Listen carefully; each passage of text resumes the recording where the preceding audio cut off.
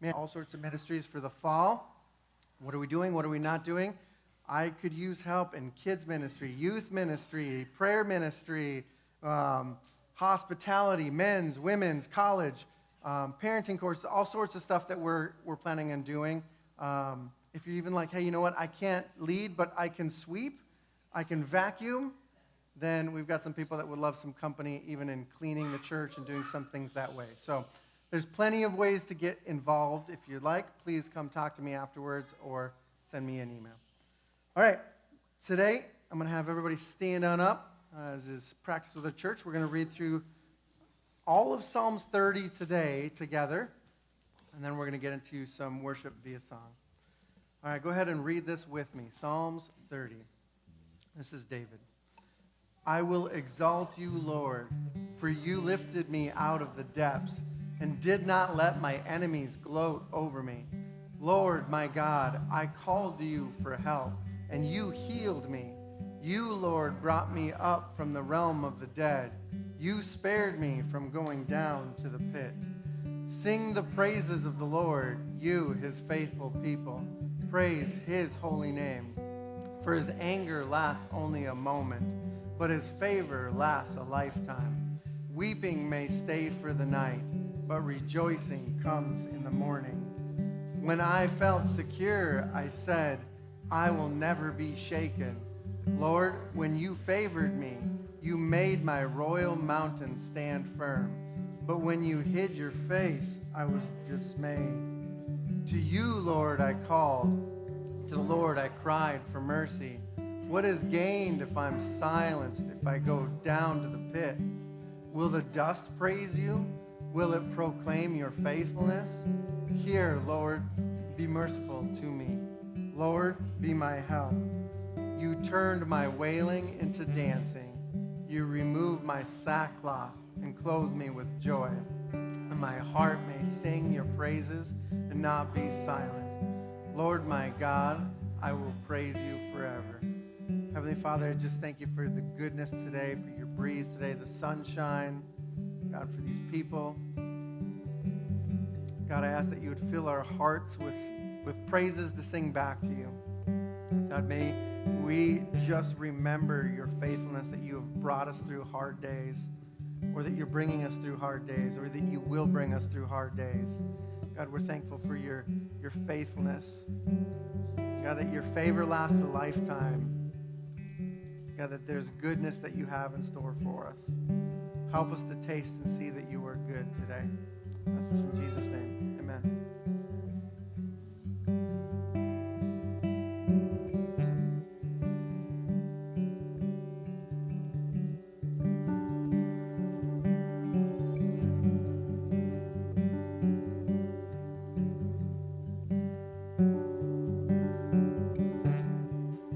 There's nothing worth more that will ever come close.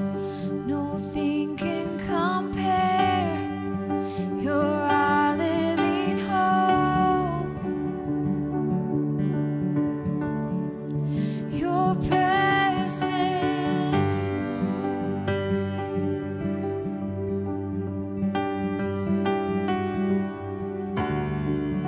I've tasted and seen of the sweetest of love, when my heart becomes free and my shame is undone.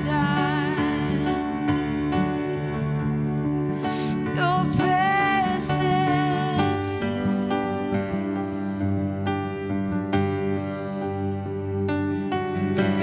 Holy Spirit, you are welcome here. Come flood this place and fill the atmosphere. Your glory, God, is what our hearts long for. To be overcome by your presence, Lord.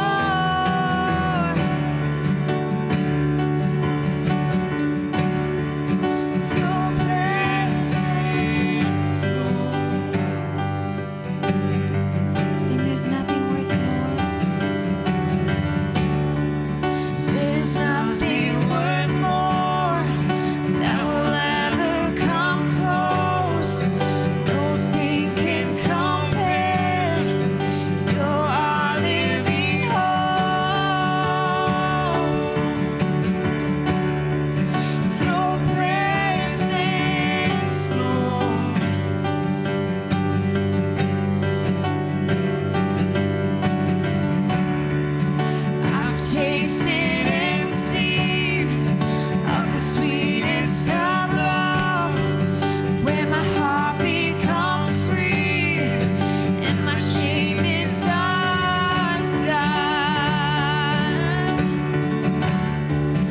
Your presence, Lord,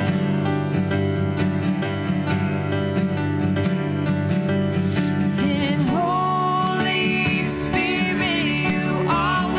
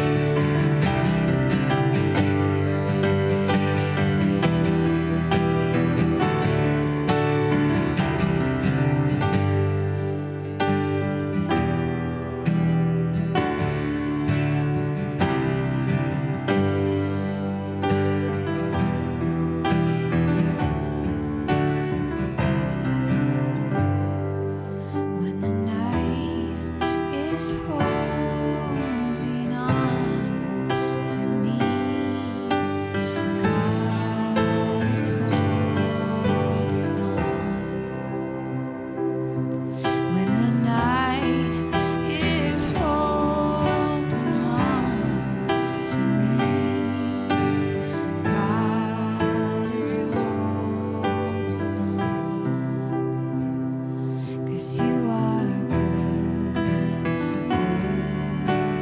Oh, you are good, good. Oh, you are good, so good. Oh, you are good,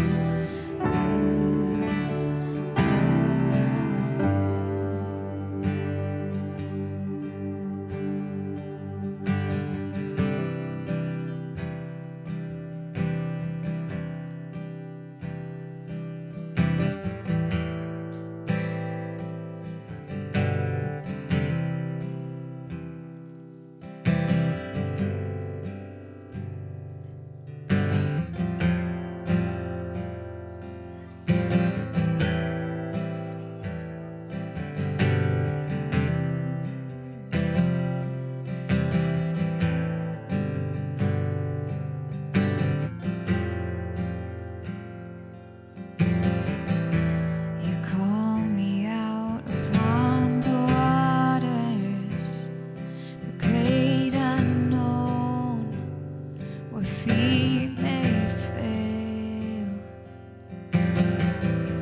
And there I find you in the mystery, in oceans deep, my faith will stand. And I will call upon your name and keep my eyes above the waves. When oceans rise, my soul will rest in your embrace. For I am yours, and you are mine.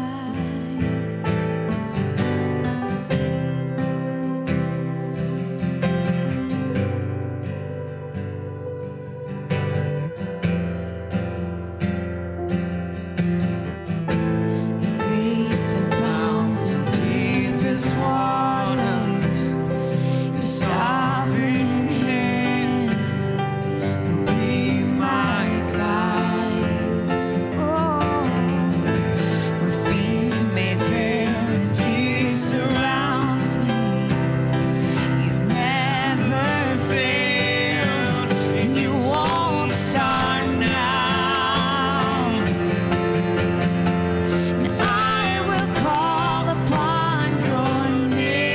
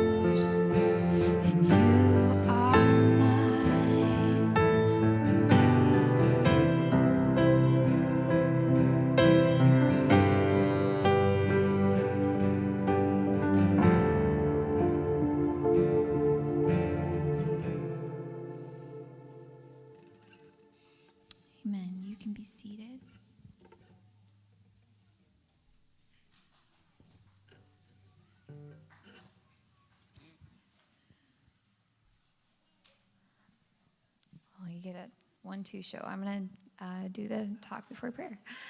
I've been thinking a lot lately about anxiety. And I've been walking through some of the gospel books with my kids in the mornings. And we were going through the story a little while back in Mark 4, where there's the huge storm and Jesus goes to sleep. You guys know, I'm not going to read the whole thing, but I think most of us, if we went to Sunday school, we know the story. Like, there's a huge storm that comes up, disciples freaking out. And I was thinking about some of the times in my life where I've had like deep fear, deep anxiety. And like the disciples, they were fishermen. So this wasn't like an unjust fear. This wasn't as though they hadn't ever been out on the water before and there's these like little waves. They're like, in the natural, we might actually die. Like, we might actually be consumed by this right now.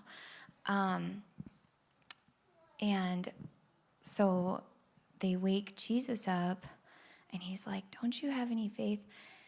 And the thing that struck me when I was going through this story this time is I was like, they forgot who was in the boat with them, you know? And Jesus knew he was fully human, so he could have been fearful in that situation as well.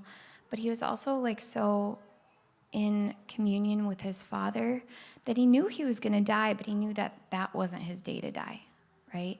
He knew his purpose was still like a ways off. And so in that place, in that rocking, whatever, he's like, I'm going to take a nap. I'm tired, right? A few years ago, we were building our house, and we had, like, through circumstances that had been, like, so intrinsically laid out by God, we had sold our house without it ever being on the market, and all this miraculous stuff that had, like, confirmed, okay, we're supposed to do this, we're supposed to push into this new thing. But then, like, COVID hit. Everything was so delayed. The prices of everything are shooting up. Trevor's business was like so slow, and we're making all these expensive decisions. And I was like, we might lose everything. Like, we might, you know, like I kept thinking, well, I can't take my salvation, you know? And I was just so anxious, and I would, we took on all these projects ourselves. I was like doing all the stone on our house. And I would catch myself, like, I was doing these like deep breaths all the time where I would go, and like, I was like, one day I'm in the car with a good friend and we're driving, and I'm like, my body keeps doing this really weird thing where I can't like seem to get enough oxygen in my lungs. And she's like, it thinks you're drowning. Like, you know, and I was like, oh, that's not good. And, you know, so just like in those situations when we're in the boat, there are like actual waves coming in. There are actual things going on. I guess what I'm learning to do is I'm saying like, but is Jesus like in the boat with me right now? Like in this circumstance, in this time, in this really overwhelming situation. Because if he is, the truth is like I could lay down beside him and sleep. I could, because like that's not my moment, that's not my time. I'm not going to be consumed by this. And on the other hand, if I'm feeling overwhelmed and Jesus is not in the boat with me, I need to get in another boat, right? Like I'm not in the appropriate space. So yeah, I just would, I guess, leave you with that thought and just encourage you that the Father, like, we have so much resource to call on. Benny was talking last week about, like, if we're connected to the body and his head is above water, that's like, it doesn't matter if the rest of us is like underwater. We still have like resource, we still have life coming into us.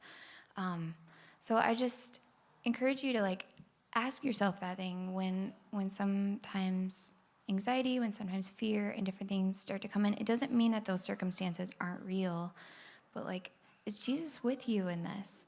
And if he is, then you can rest in that position. You can find peace even in that place of like deep shaking. So as we break up into groups, just if you're new here, it's our practice to find a few people around you and pray together. And if you don't feel comfortable praying out loud, you can just let this be a time where somebody blesses you. So that's fine. Let's go ahead and do that.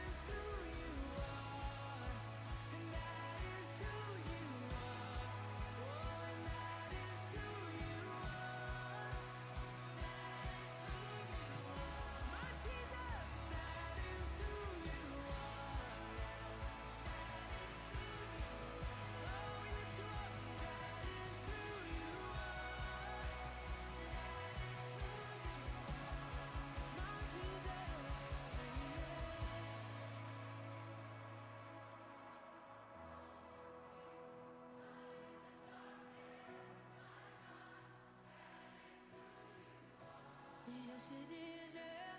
To you are waymaker.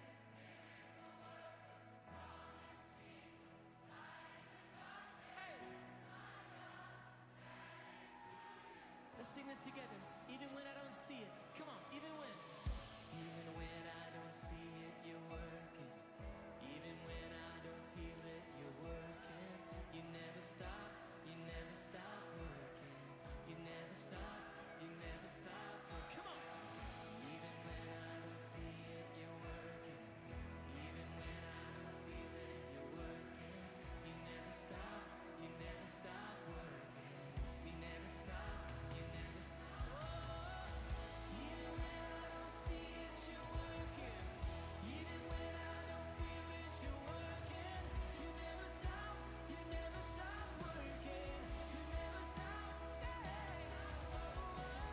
Even when I don't see it, you're working.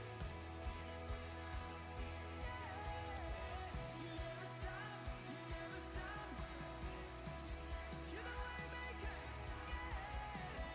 Waymaker, miracle worker, promise keeper, light in the darkness, my God, that is who you are.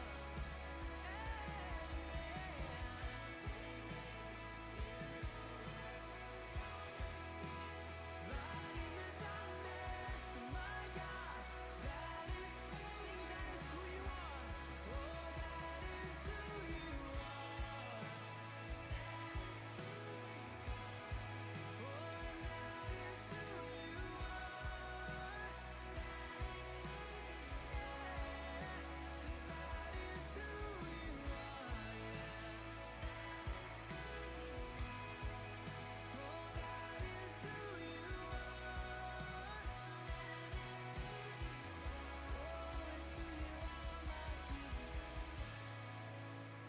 Miracle worker,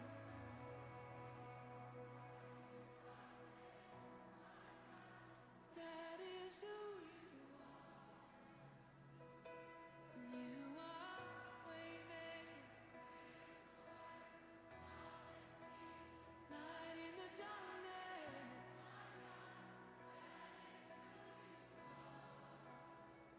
Oh, his name is above. His name is above depression.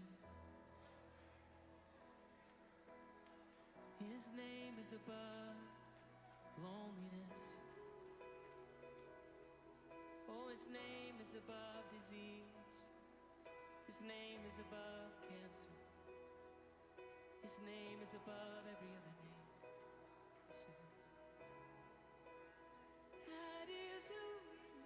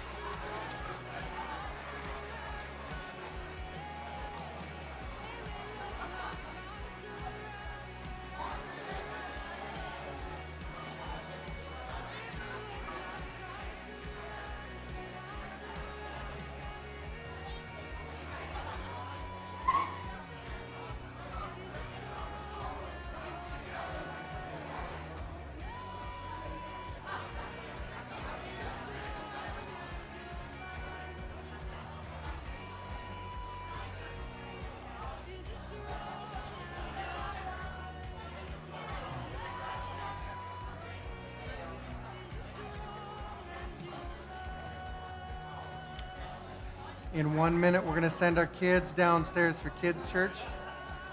In a minute, we'll send kids down.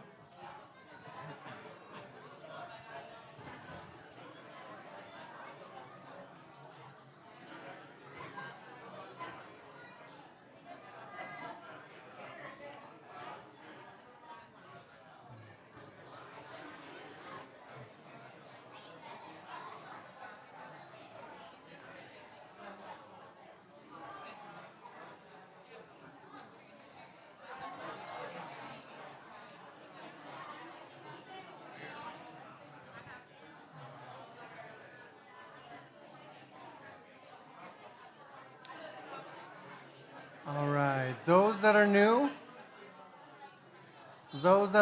if I could get everybody's attention up here. All right, those that are new. Just to let you know, during our summer, we've got kids' church for those that are 5 to 8 downstairs. They can go downstairs right now. It's just down that way. If you have kids younger than 5, you are welcome to have them upstairs here with you. Or if you want, there's a nursery and there's another room downstairs that's got toys. And what's going on upstairs is broadcast downstairs. So those are also available to you if you'd like them as well. I love the song choices. And just so you guys know, I don't ever talk to the worship team and say, you have to do these songs this week. Right? I don't sit down and say, Heather, you need to write down, and you're doing the prayer thing. Here's your notes for it. Right? It's just good stuff. The first song, Holy Spirit, You're Welcome Here, it's all about God's presence. There's whole sermons on the fact that everything is about God's presence. Everything's about His presence. I don't care where you are, whether you're in a palace or in a dungeon, everything is about God's presence. Oceans. Man, I remember when I first went overseas and I came back, and then I went overseas again and came back. And there's this time where I read this blog of somebody else that was doing the same. Actually, one of Angie's friends. And he wrote in his blog, and I was following his blog, and he wrote, he's like, I'm back to praying dangerous prayers. I was patting myself on the back in the shower. I was praying dangerous prayers again. Because when you're overseas and when you're doing missions, it's easier to pray boldly in places where you're kind of the one being transient, right? There's almost like a different level of accountability when you're praying bold prayers here, right? Because it's a different level of accountability, but also if God asks you to be part of that answer, well, then that's a little bit harder to pray those things, right? Because you have to walk through it. And it's basically what he was talking about. It's like, hey, you know what? I was patting on my back, and I was like, I'm praying bold prayers again. And then God said, hey, you know what? I'll give you a chance to respond boldly. And I was like, oh, man, that's such a good word. So many times we sing these songs. Call upon your name, keep my eyes above the waves. Man, when oceans rise, my soul will rest in your embrace. Spirit, lead me where my trust is without borders. Do you want to go some places where it's past your comfortability of trust? Let me walk upon the waters. Do you want to walk on some waters in your life? Wherever you would call me? Wherever you actually want to call me, God, I'm willing to go. Take me deeper than my feet could wander. It'll make my faith stronger in the presence of my Savior. Those are some bold words you guys sing. God will give you opportunities to respond boldly, right? King of my heart. The King of my heart, it's all about His goodness. He's never going to let us down. But this last part, when the night is holding on to me, God is holding on. When the night is holding on to me, God is holding on. We've been talking about Joseph. And Joseph, man, there's so many things about Joseph's life. It's like a hyperlink to the whole Bible. There's so many things that connect to Joseph's life. And Joseph's life, it's crazy when you walk through some of this stuff. Talk about a yo-yo of being high and then low and then high and then low and finally I've got it and then finally I've lost everything, right? When the darkness holds on. Man, you talk about a guy that got sold by his brothers into a different country. He got trafficked, essentially. He's a slave. He gets thrown into a jail for doing the right thing, and he's in the jail. He's in the darkness. He's in this pit of despair. He's calling out to God. He's going through all this darkness, and yet it goes out of its way to say that God went with him into the jail, which is like another one of those profound things. Who has a God that will go with you into your jail? Who will go with you into your darkness, right? It's like what Heather was saying is like, hey, you know what? But you might be in the middle of this storm, but is God with you? Are you aware that God's presence is with you? Because if that's the case, like, you can weather the storm. I mean, how many times do we in our lives just pray, God, can you get me out of the storm? And we start rowing like mad. How do I get out of the storm as fast as possible? And God's like, that's not what I'm asking you to do right now. I'm asking you, can you have peace in the midst of it? I'll bring you through. Just throw up your sails. I'll blow you where you need to go.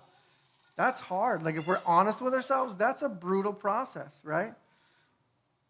We did Psalms 30, which is David earlier.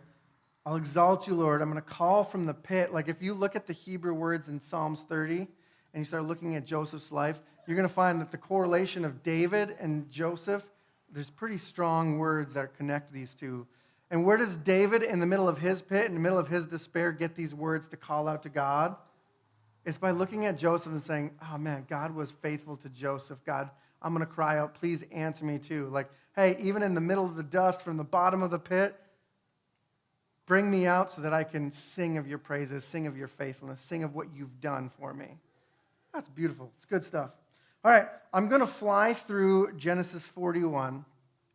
There's a lot of things that I could talk about with it, but I want to fly through it, and then I'm going to slow down and go through some questions with it and tell you a couple stories. Okay? So Genesis 41. So 2 years after he goes and he has the interpretation for the baker, right, and the cupbearer, which one is like, hey, by the way, you're going to die in 3 days, baker. The other one's like, hey, by the way, you're going to be raised back up to your position in 3 days. He says, hey, but don't forget me in 3 days when this happens, right? Tell Pharaoh, tell Potiphar, tell anybody that's going to get me out of this storm. You know what? I'm going to throw a lifeline. You're going to get out of the boat. You're going to be on safe ground. Can you just throw me a buoy, right? He's asking, can you just help me? And the guy forgets him, right?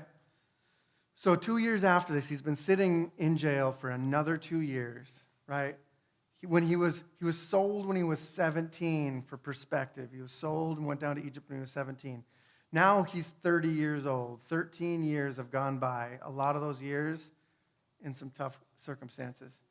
And Pharaoh has this dream. He actually has two dreams. The first dream, he's by the Nile when he sees 7 sleek, fat cows come out of the river, and they grazed among the reeds. And then he had 7 ugly, gaunt cows that came out of the Nile and stood by the first.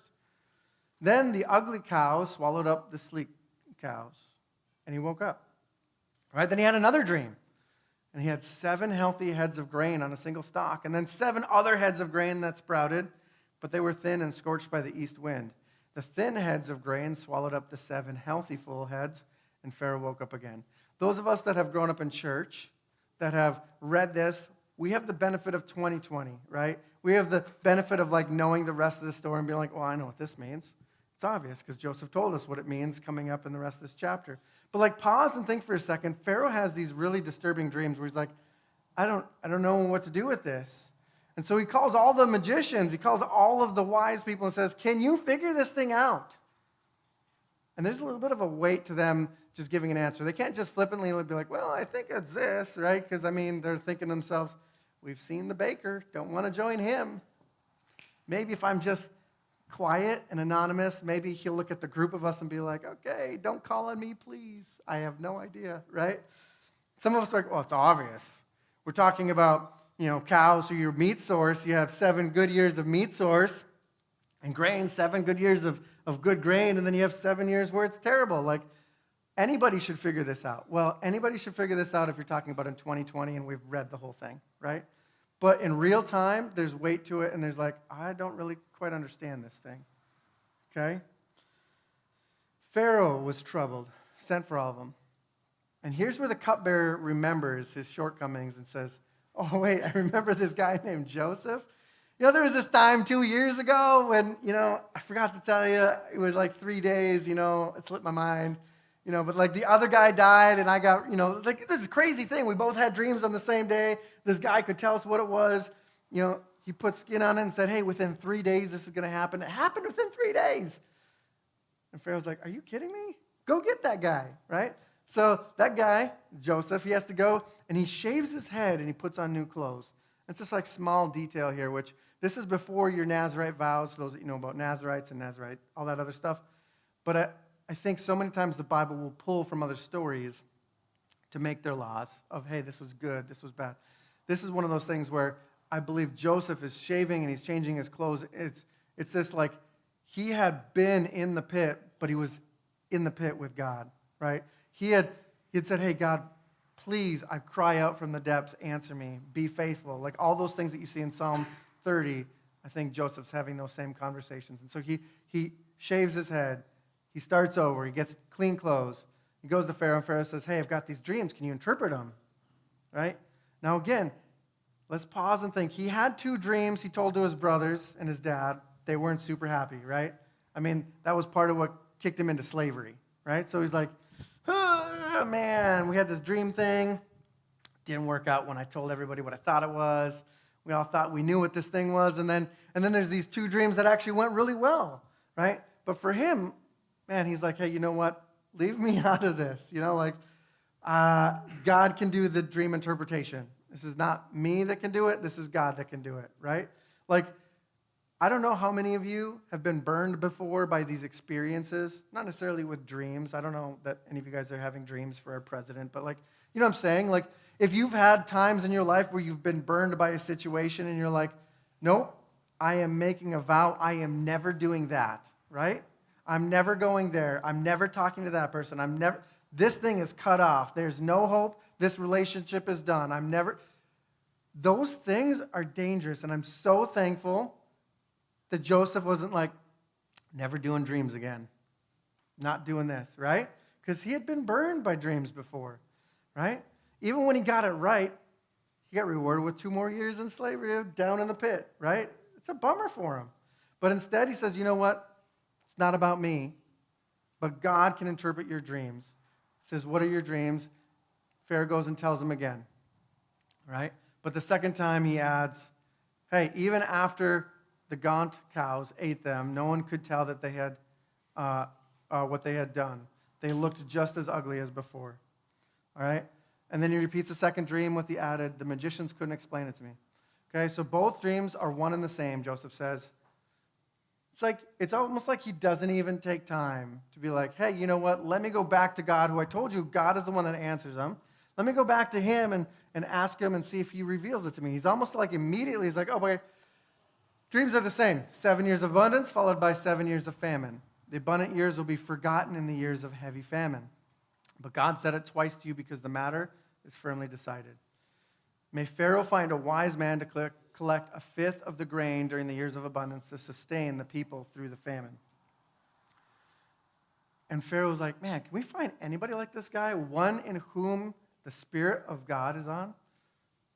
And Pharaoh likes the plan, decides to elevate Joseph from the pit to being the second greatest person in the country. Mind you, probably the greatest country in the world at the time, right? The most powerful nation, he's second in charge, where the last couple of years he's languishing in a pit. He's languishing in a jail, right? Pharaoh gives Joseph his signet ring, dresses him in new robes and fine linen, and puts a gold chain around his neck. And he gives a chariot with people who go in front of him yelling, make way. Pharaoh gives him a new name, Zephanath-Paneah, which we'll get into a little bit later. Pharaoh gives Joseph a wife, Asenath, which means who belongs to Neath, daughter of Potiphar, priest of On, to be his wife. And then Joseph travels throughout the land, setting up all these storehouses, which are overflowing, has 2 kids, Manasseh, Ephraim, and time keeps going. Okay, that's a bunch of the story. I'm going to look at it in detail in a few more minutes, but I just want to talk about Joseph deja vu. We looked at this in 37 and 39, where you've got Joseph who made second in charge of father's household. Joseph made second in charge of Potiphar's household in 39. Crisis brought on by sons, crisis brought on by wife, a robe stripped from him, a robe stripped from him. He's got these deja vu moments. It's like he's lived this Groundhog's Day a couple times, right? We looked at that last week. When I was a kid, I heard of deja vus. But deja vu for me meant something different. Like, I don't know. I was an adult before I realized that my definition of deja vu and everybody else's definition of deja vu are not the same. Like, I look at this and I see everybody else's definition of deja vu, where it's like, I have lived something like this. I have heard something like this before. I have smelled something like this. I've said something like this. I dated someone like this. I've done, there's something that's like, hey, this is really familiar. I've been through this kind of before. Here's another cycle of this again. Does that make sense? How many people would say, that is my definition of deja vu? A good amount of people, right? My definition of deja vu was not that at all. My definition of deja vu was, I have dreamt this specific thing before, right? I'm not saying that I'm Joseph, okay? Let's be clear. But God has spoken to me through dreams a lot of times in my life. Okay, raise of hands if you're like, hey, you know what? I feel like God has spoken to me before in a dream. So a good number of you. Not everybody. Guess what? God doesn't speak to everybody the same way. That's okay, right? If you're like, I've never had a dream that I'm sure is from God, that's okay, right? He speaks to different people through different ways. There's a number of times where I would remember in real time something that I had dreamt about. And it's like, as it's unfolding, it's like this remembrance of coming back to life about a dream. There's been some times in my life where I've been like, not only do I remember this dream, I remember when I had this dream, and I remember what's coming next, and I watch it unfold, okay? Doesn't happen all the time. It's happened to me, though, a handful of times. And it's interesting with this deja vu thing, right? So, like, there's the whole spectrum of stuff for me. Actually, let me tell you some stories, and then I'll work my way back. I lived on an island in the Bering Sea for a while, St. Paul Island, an island of pretty much every kind of darkness you can think of. And it was a tough, tough year. It's like God started pruning me, right? And then he took out the chainsaw and was like, you know what, let's just go, and just cut me off, right? I mean, we're talking darkness almost 24/7. It was a hard year. I was doing like 3 full-time jobs, working with kids, adults, every kind of abuse that you can think of. There's just some hardness to it. I mean, you're talking about winds and waves. The Coast Guard that were up there, a lot of them were like, yeah, you know what, if you go over, it doesn't matter how good a swimmer you are, you're dead within minutes. So the Aleuts didn't even practice swimming. I'm like, you're in the middle of an island. How come you never swim? You've never learned to swim? They're like, no, we'll just die anyway. I'm like, what? Like, that's different. I grew up by water too, but like most everybody sometime learns how to swim, you know? But there's like, nah, it's too cold, the waves, we can't turn the boat in time, you're going to be gonzo. I'm like, oh, okay, don't go out fishing with that guy, right? I remember I was up there, and in the middle of the darkness, I went through like this gauntlet with the kids, because the kids, it's like they wanted to see if I had substance, and so they threw everything at me, and adults threw everything at me, and it was hard, right? It was a dark season. I felt like I was in a pit. I felt like I was forgotten. I felt like, man, God, I don't know, for a long time. The beautiful thing is I had God in the boat with me up there, and there's this night I was up there, and I was crying because I knew some of the heaviness that some of my 4th graders, 5th graders were going through, and my heart was broken for them. And I remember crying out to God and being like, God, are you kidding me? Like, I have been a bright, like, burning light, like, on fire for God. Like, I've had the truth, and I've been like, I've had these seasons, but today I feel like this candle, and I was looking at this candle in front of me, and it was just barely flickering in my dark living room. I said, God, I feel like I'm this little thing, like I'm this smoldering wick, and I'm about to be snuffed out. Like, I've got nothing. And if there was ever a place for me to be, like, on fire for God, it's probably up here in this darkness, right? And I was wrestling through this, and the first thing he says is, Benny, a little light in darkness sheds a lot of light, you know? And then he says, you know, I had to do the same, which is a whole nother sermon about how God had to essentially, through Jesus, put on blinders of his light. Like, it's not so much that he, during the transfiguration, was like shining like this beaming light. It's the fact that he wasn't all the time, right? We would have rejected him out of the light, of the blindness of the light that he had.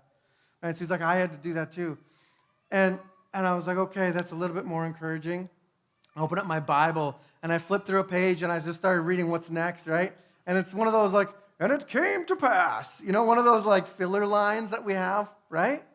Like, how many times have you guys read, it came to pass, and you were deeply moved, right? And yet this was the time I started bawling. I couldn't make it another word. I was in the middle of my pit, the middle of my despair, the middle of my darkness, and it came to pass, and it hit me like a ton of bricks.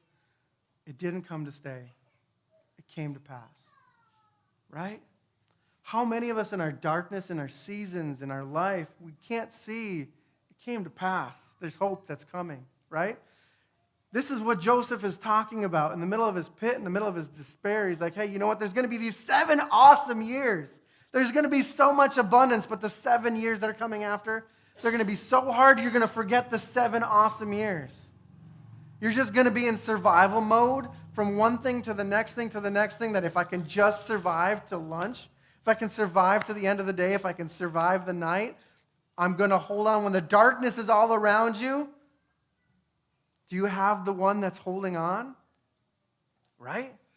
There's this moment that happened with me, and I was like, it came to pass and hit me, and I was like, oh, God, thank you. I needed to know that it wasn't going to stay. Right?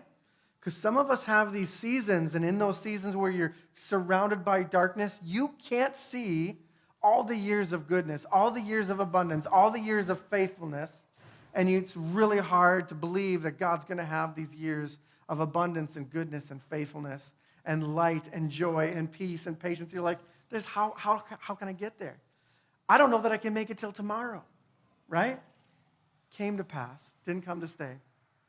How did I get on this island? There's a lot of ways that I could give you answers how I came to the island. I think the most honest answer is I had one of those bold prayers when I was a kid, right? Pray dangerous prayers. God gives you an opportunity to respond dangerously, right? I had one of those dangerous prayers. I was at this camp in Copper Harbor, right? Gitche Gumee. You guys have heard me tell some stories about that? Some of you guys have. It's at Gitche Gumee. And there was a guy that was there, Mr. White. You guys have heard me talk about Mr. White. He would sit on a wood stump and he would do what? He would whittle. What animal would he whittle? An elephant. All right, we got a few people that are listening to the sermons. We're good. All right, golden. He would sit down and he would whittle this elephant out of this stump as you sit there, and he would tell us stories that were like these seeds in my soul. And there was something inside of me that said, God, I want this.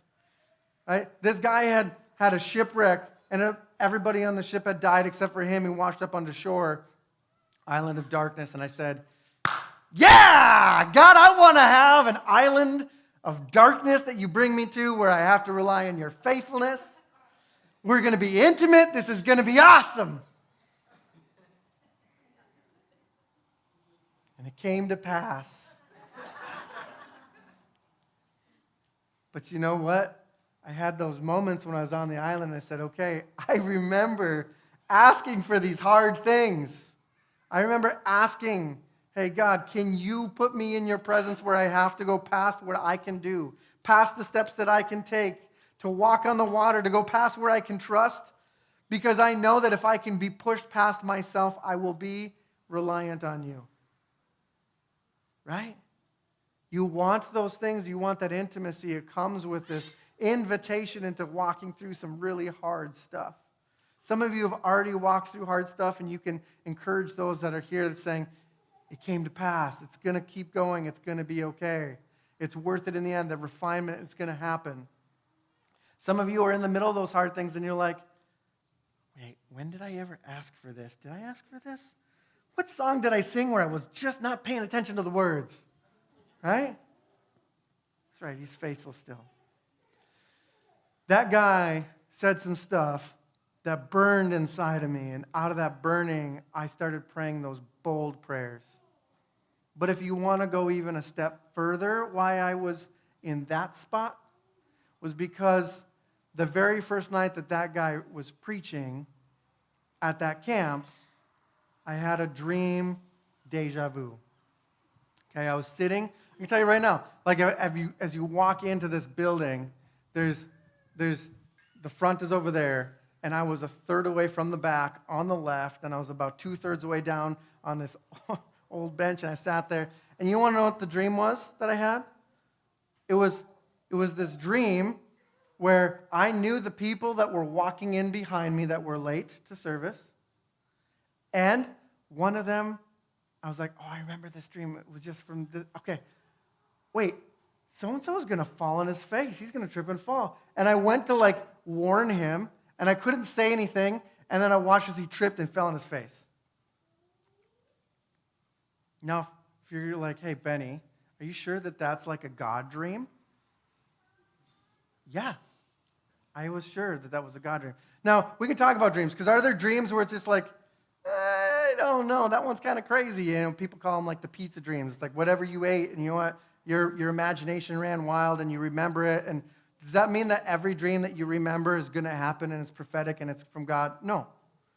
But there's times where it's just like, no, I know that God was in this thing, and I don't know what exactly it is. And so it's like every like spiritual spidey sense inside of me was like, okay, I don't know what that is, but God, you've got my attention. Obviously, you want to do something significant.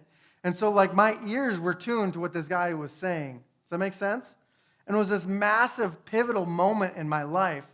That was when I said, hey, God, you know what? Wherever you want to take me, to whomever, for whatever reason, here I am, send me. It was a cry of my heart. Still is the cry of my heart, right? I don't know how many times that it's like, all right, God, that's the filter. Do you want me to go? I'm willing to be sent. Haiti? Sounds good. Oh, okay. Peru? Absolutely, right?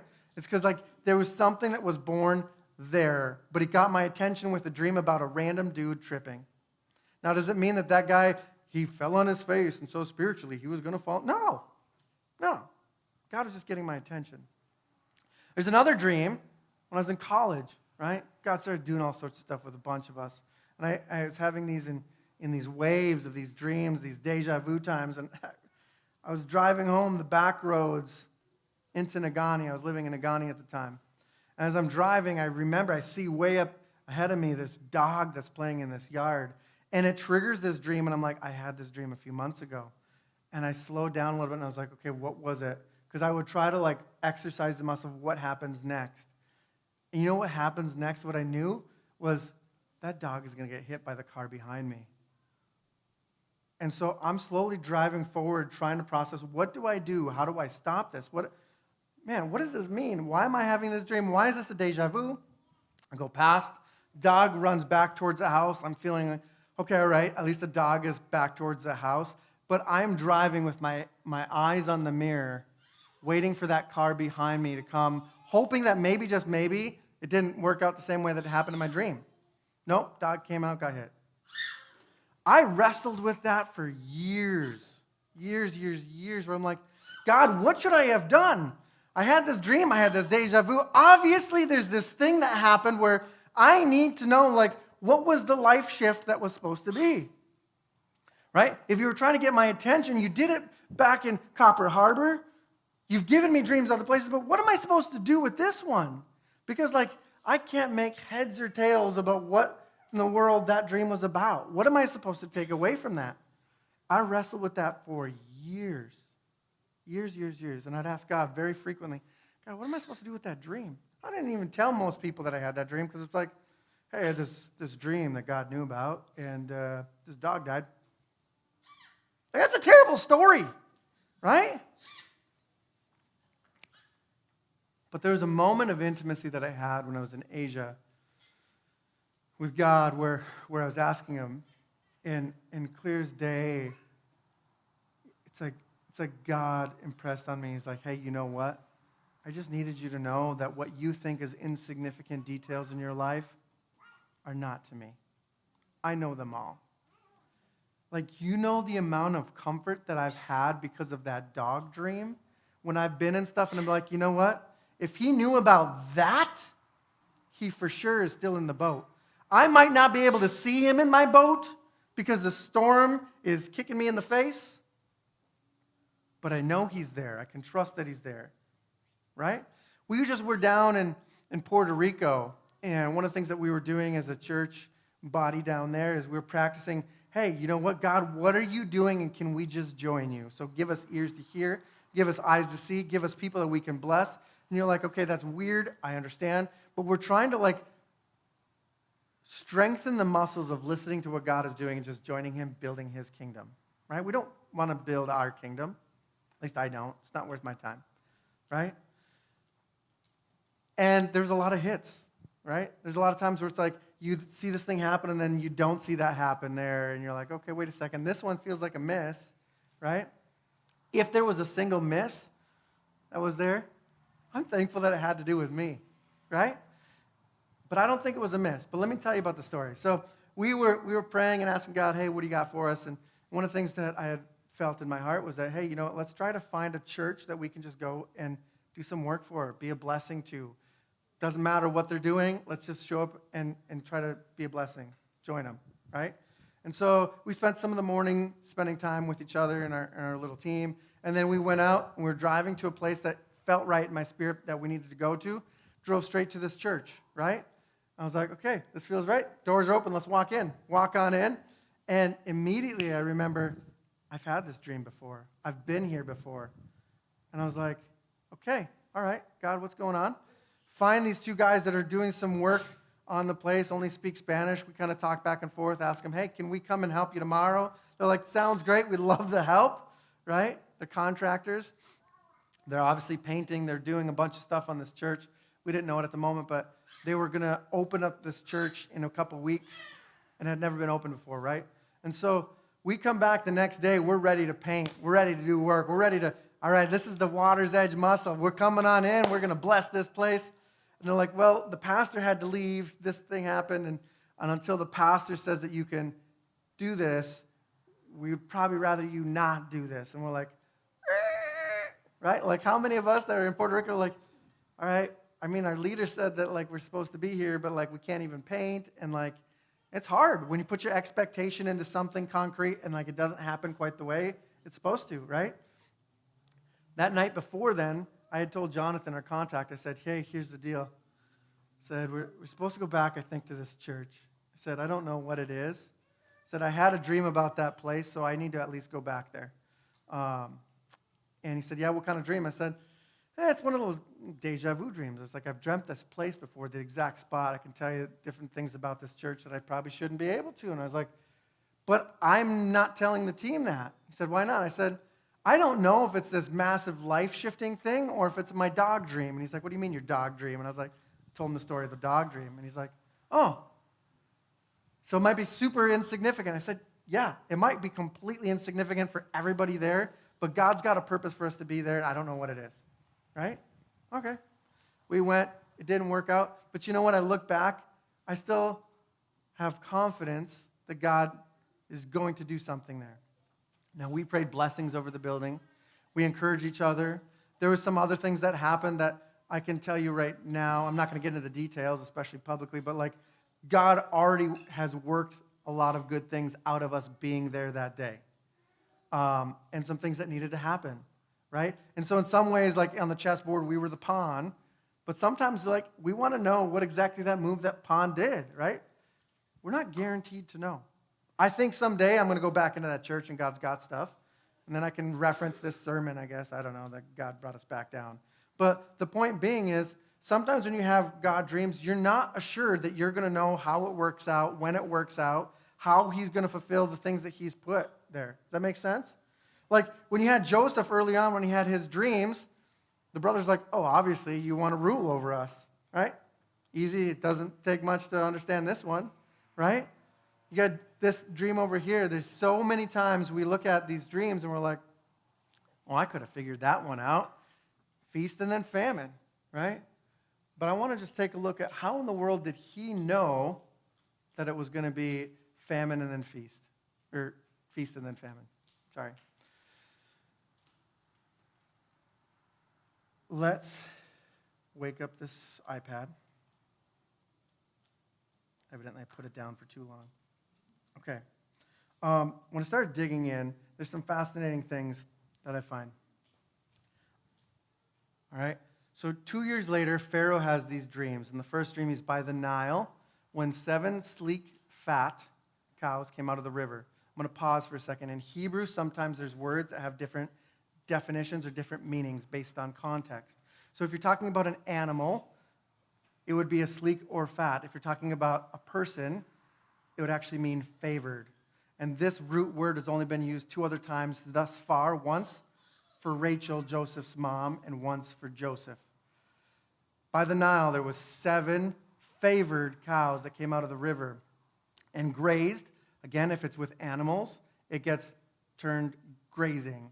But if it's with people, they're shepherding the animals that are grazing. Does that make sense? How that works? Okay, so you have favored ones, cows that came out, and they were grazing, shepherding among the reeds. Then 7 ugly, gaunt cows came out of the Nile. The word in Hebrew, again, it's one of those things where it's like, I ask you just to trust me. We can talk about it later if you want. We can dig into it. But the Hebrew words, there's these play on words in the Hebrew language that we miss in English. But there's these Hebrew words, and David Foreman helped me connect some of these things. But anyways, there's a homonym for the gaunt that means thin or weak eyes. When was the last time we heard of somebody having thin or weak eyes? Leah, right? Like, he's sitting here, and he's hearing this story, and he's like, okay, so you're telling me that there's these favored cows that came out, 7 of them, and then you had these weak-eyed, gaunt, ugly cows that came out, okay? And then they swallowed the good ones. Now, where's our problem? Our problem is when we do math, right? Because how many children does Leah have? How many children does Rachel have? It's not 7 and 7, right? But for him, he's got to be processing like, this dream, you're telling me this dream, but you're really telling me about my life. Like, I came from this situation. I know what it's like, this favored thing. Like, I've heard that before, and I've also heard the weak eyes thing before with kind of one of my mothers, right? It's weird. But anyways, so he's trying to process through what exactly this means. Then he's like, wait a second, the ugly cows went and swallowed the other ones. And then later on, he tells them, like, it's almost like these ugly ones, they swallowed the fat cows, but they still, nothing looked different. Right? Does that make sense? Okay. Now, if he's going to do a remez, a callback to something, you look at the verse with the thin, weak eyes, and that's only one other place. It's with Leah. And it's the verse right before his dad says, hey, you know what? Laban, I'll work for you 7 years for Rachel. And those first 7 years were filled with hope, right? When things are going to go the way you think you're going to go, you're like, hey, you know what? I'm going to have the bride that I love. I'm going to marry this one. It's going to be great. It doesn't matter what work you've got married. I've got this, right? And these 7 years would have felt like abundance. It would have felt good, right? Working towards, you know what? I've only got 3 more years, and then I've got my bride. It's okay. I got 2 more years. I'm going to have my bride, right? So like there's this whole thing where he's this built of expectation, the 7 years of goodness, followed by 7 years of not so goodness, right? Because those of you that have been here know the story. Laban tricks him and gives him the sister instead, and then gives the sister. So it's like all of a sudden he goes from like not having the wife that he wants to having 4 wives, which I don't know about you guys, but like if you had 4 wives and 12 children in the next 7 years, how many of you feel like that would feel like darkness? 12 children? You're talking about some lean years? Some of us are like, man, 3 years, I got 3 kids. Like, some days are lean days. It's like, man. And it's like you get caught in the middle of it, and you're like, I can't even remember the 7 years where I was excited for my bride because I've got 7 years of 12 kids and 4 wives that don't like each other. And I'm still like a slave to my father-in-law. Like, on top of all this, my father-in-law is watching my family implode. Cool. Right? You hear what I'm saying? The 7 years swallowed up the first 7 years of awesome. You fast forward and you look at it and you're like, okay, you got the 7 years. Okay, so what the 7 cows is actually 7 years.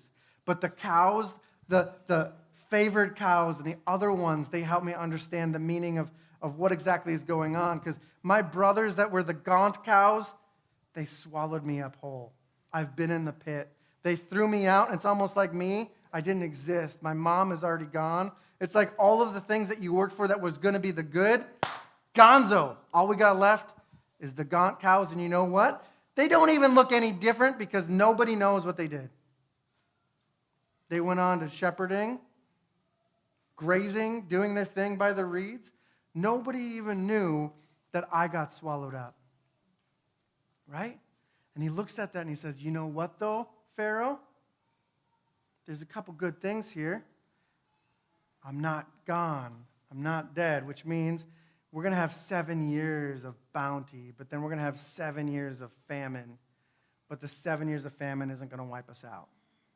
We can still survive this thing. There's going to be times in these 7 years where we're going to forget the good 7 years. So set somebody who's wise enough to go and take 20% each year of the stuff and put it in storehouses. And I'm like, 20%? Like, how did you come up with 20%? I don't know. If you guys know, I would love that insight. I don't know. But it's fascinating to me. Think about this for a second. If you're going to ask me, if Pharaoh was asking me, Benny, what are you going to do? I'm going to say 50% minimum, right? Like if it's going to be 14 years, let's just even this thing out and live the same for the next 14 years. Maybe let's take 60 or 70% because if other nations are also in famine, we'll have to give some of it. You know what? If we give some of that extra away, we can essentially make all sorts of money from the other nations around us, right? But think about this for a second. 20% was enough to sustain not only Egypt, but it says the whole world was in some level of famine and came to Egypt, right? How many countries came to Egypt for their help, right? Like, God saved nations out of Joseph being in the pit and then being restored. Nations, right? That's incredible. But 20%, they must have had some really good years for those 7 years.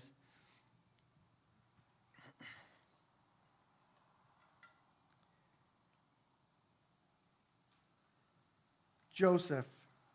Let me get back to here. Okay? Pharaoh elevates Joseph. He renames him. He gives him a signet ring. He gives him new robes, fine linens, gold chain around his neck. We're going to see more of this in like Daniel. This stuff happens again in Daniel. It happens again in Jesus at some level. Names him Zephanath-Paneah. Meaning is unknown, but the best guess from a lot of the Hebrew people that I've followed is stored beautiful rest. Stored beautiful rest. Isn't that cool? And it gives you how it gets to there. Hidden. A guy that felt like he was hidden, that stores up grain. There's a beauty in the rest. Man, may we understand that there's rest in the boat, even in the middle of a famine, even in the middle of a storm. There is a stored, beautiful rest if we can just let him hold on to us, right? All right. I'm almost done, promise. Okay, so we looked at Joseph's deja vus right there, right? It's fascinating to me, his redemption. Joseph has 2 dreams marking the loss of a father's relationship, right? The man who named him Jacob. Basically, that was one of those triggers, one of the last triggers before he gets sold into slavery, when he had his 2 dreams, right? He has his identity stripped, that special coat that would have marked him as the next in line. And Joseph is thrown into a pit and forgotten. Then later on, Joseph is remembered and he's taken out of a pit. It's almost like it's starting to reverse. God is redeeming things. And sometimes when we see this thing this deja vu, we feel the anxiety, we feel the fear of, I've seen this before. Doom and gloom is coming because I got smacked the last 2 times. But sometimes he invites us this time so that we have a different story, right? And he's like, hey, I actually am going to remember you and take you out of this pit. He interprets Pharaoh's 2 dreams, marking an addition of a father relationship. Think about this. Pharaoh, head over everything, essentially takes him in like a son, right? Gives him a new name, gives him a signet ring, which is a different identity, gives him a new robe, right? A new cloak, a new coat. Gives him all this stuff, and he starts the process of redeeming. And ironically, remember, he got left in jail for those 2 years because he was forgotten, right? He forgets some of these dreams and needs to be remembered 9 years later. So 7 years of bounty, and then 2 years into the famine, he sees his brother. And when he sees his brothers, it triggers these dreams because he thinks that he has understood these dreams, but there's more depth. There's more layers. We're going to get to more of those layers later. But I've gone long, so we're going to jump to reflections. If God has given you a dream, let him fulfill it by his Spirit. I can't stress enough how many times we see God in something and then we say, oh, I got it from here, God. I know how to put these pieces together, and we make a mess of things. Wait on his timing. Don't do it on your own strength. If you're in a season of abundance, my encouragement is ask God what he's inviting you to do with it. Is it blessing people that are in their famines right now? Is it storing it up, storing rest for famines that are coming? I don't know. Ask him. He's the only one that can answer. If you're in a season of famine right now, fight to remember the goodness of God. Remember that it came to pass. It didn't come to stay. Hold on. Let him hold on to you. God is the dream interpreter. And I think that's one of my prayers for you guys today. Those of you that have dreams, may God give you the discernment of which dreams are from him and which dreams are from your pizza. What dreams are from what's going on inside of you. May he give you the discernment of those things.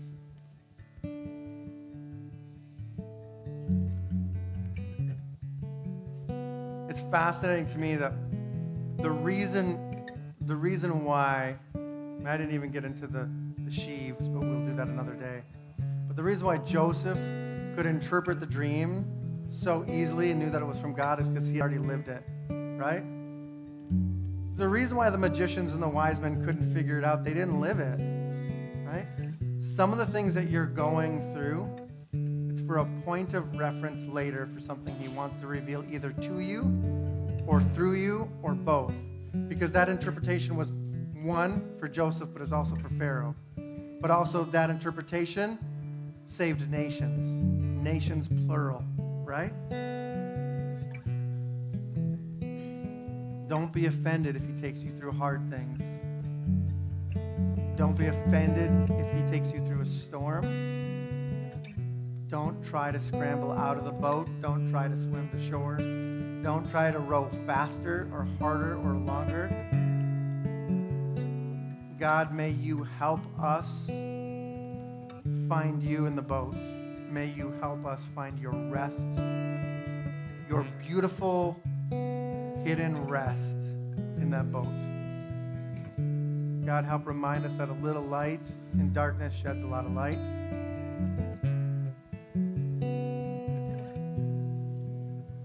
God, I ask that you help us hold on. God, I ask that you would bring an intimacy of your presence on these people here today.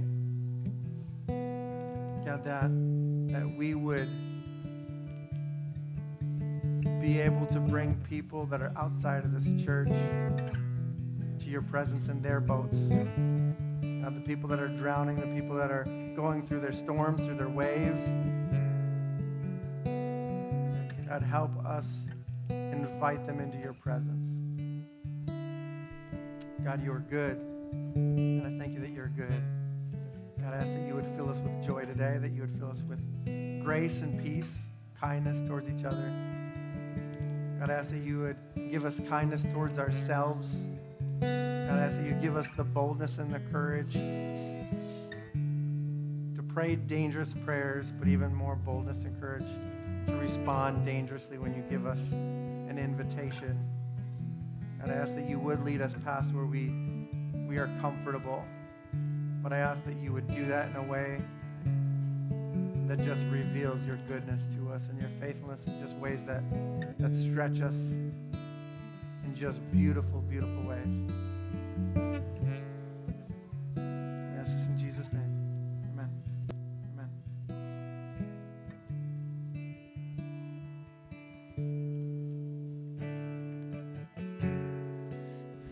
I spoke a word, you were singing over me.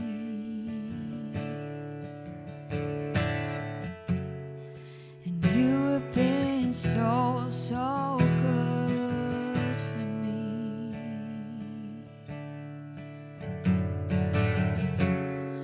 Before I took a breath, you breathed your life in me.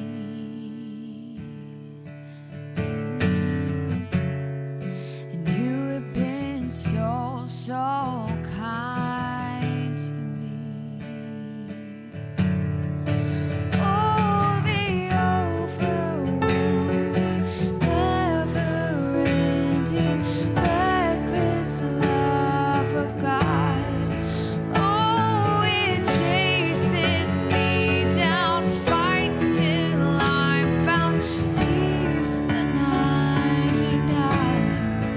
I couldn't earn it, I don't deserve it. Still, you give yourself away. Oh, the overwhelming, never-ending, reckless love of God.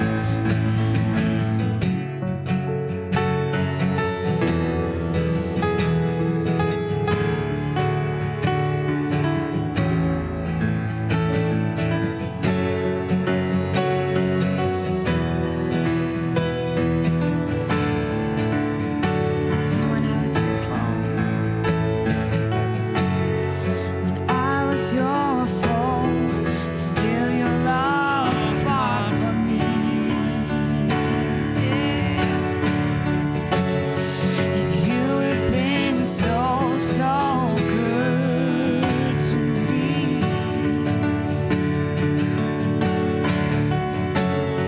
When I felt no worth, you paid it all for me. Oh, and you have been so, so kind to me. Oh, the overwhelming, never-ending, reckless love of God. Oh, it chases me down, fights till I'm found, leaves the 99.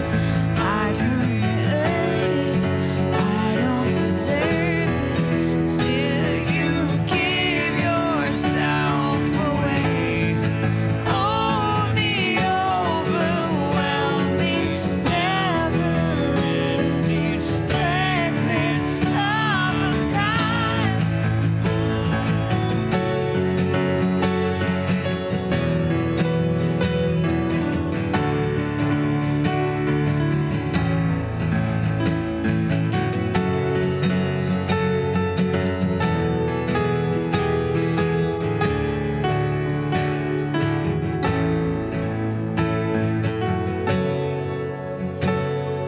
Light up mountain you won't climb up, coming after me. There's no wall you won't kick down, lie you won't tear down, coming after me. There's no shadow. There's no shadow you won't light up, mountain you won't climb up, coming after me. There's no wall you won't kick down, lie you won't tear down, coming after me. There's no shadow. There's no shadow you won't light up, mountain you won't climb up, coming after me.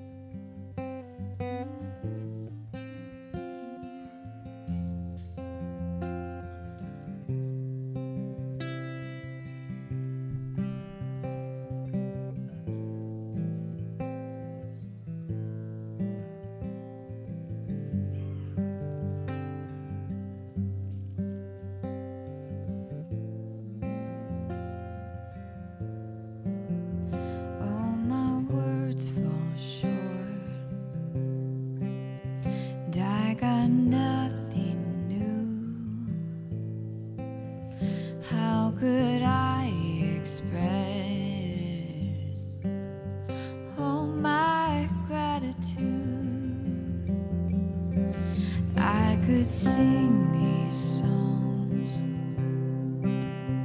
as I often do. Every song must end, and you never do. Oh, so I throw up my hands and praise you again and again. 'Cause all that I have is a hallelujah,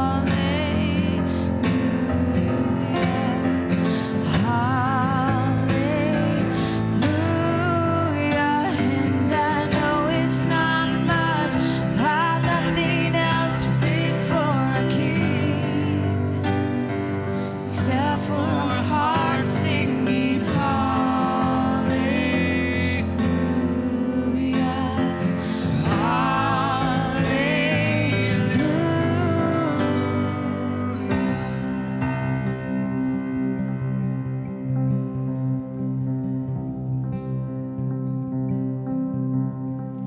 I've got one response. I've got just one move. With my arms stretched wide, I will worship you. Oh, so I throw up my hands and praise you again and again. 'Cause all that I have is a hallelujah,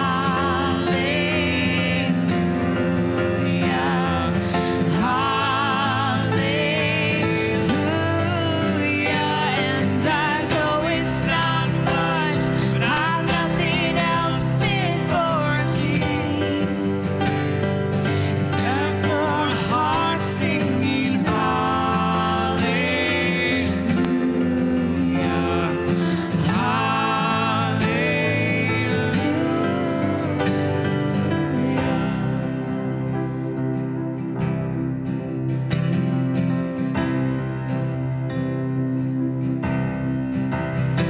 So come on, my soul, don't you get shy on me. Lift up your song, 'cause you got a lion inside of those lungs. Get up and praise the Lord. Oh, come on, my soul, don't you get shy on me. Lift up your song, 'cause you got a lion inside of those lungs. Get up and praise the Lord. Oh, come on, my soul, oh, don't you get shy on me. Lift up your song, 'cause you got a lion inside of those lungs. Get up and praise the Lord. Praise the Lord.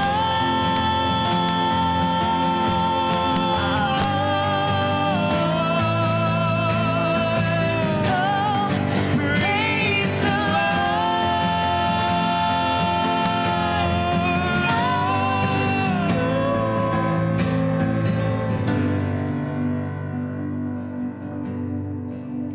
So I throw up my hands and praise you again. 'Cause all